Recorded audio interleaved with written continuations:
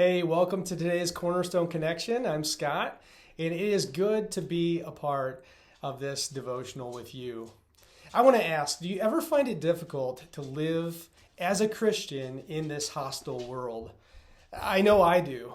The reality is we live in a world that is increasingly opposed to Christ. And sometimes it just feels like the world has gone upside down, like right is wrong and wrong is right. And it's difficult to stand on the side of Jesus. And not only that, it's costly. I remember a time when I wrote a paper in college.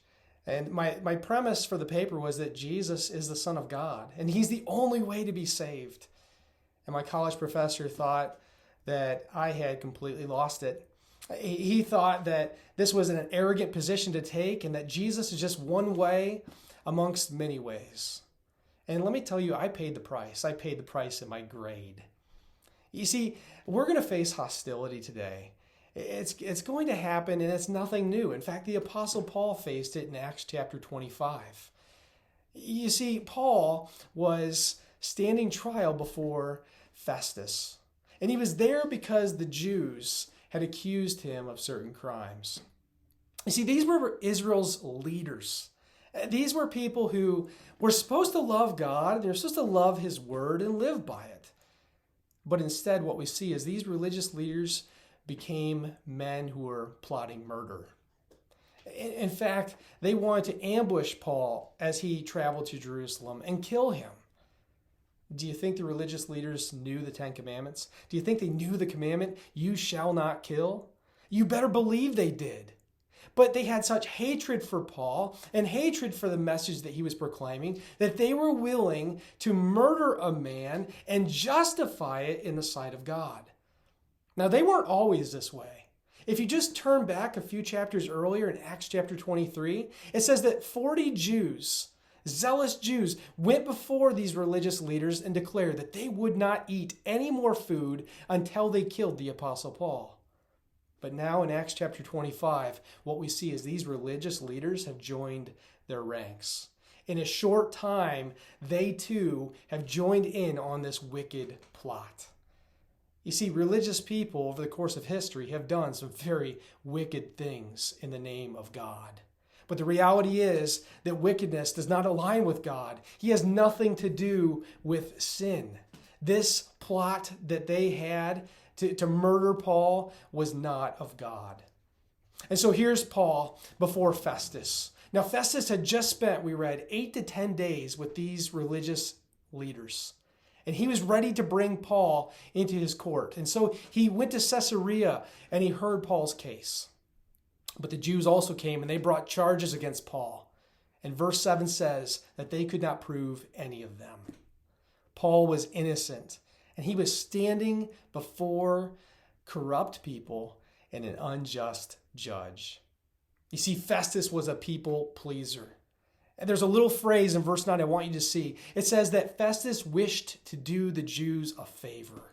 Imagine if you were standing in a courtroom and the judge wanted to do your accusers a favor.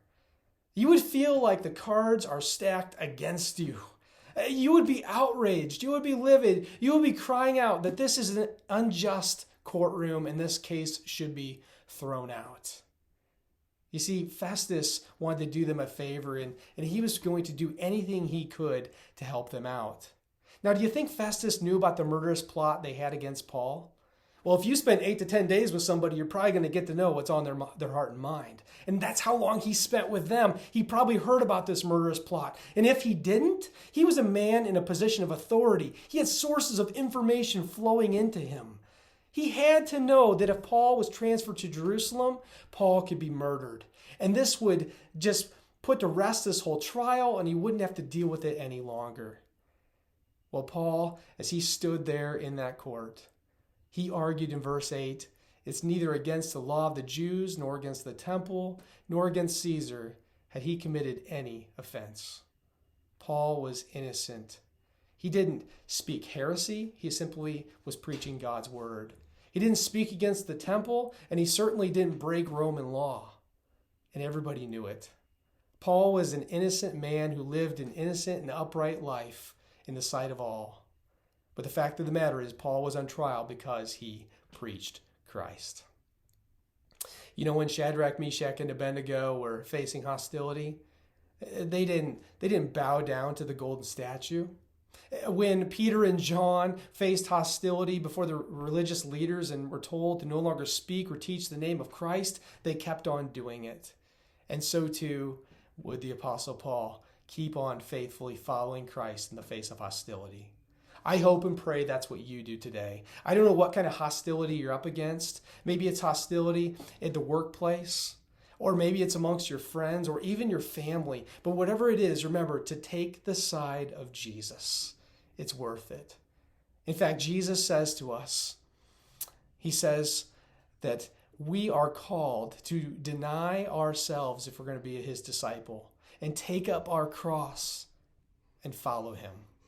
And so Cornerstone, deny yourself. Take up your cross.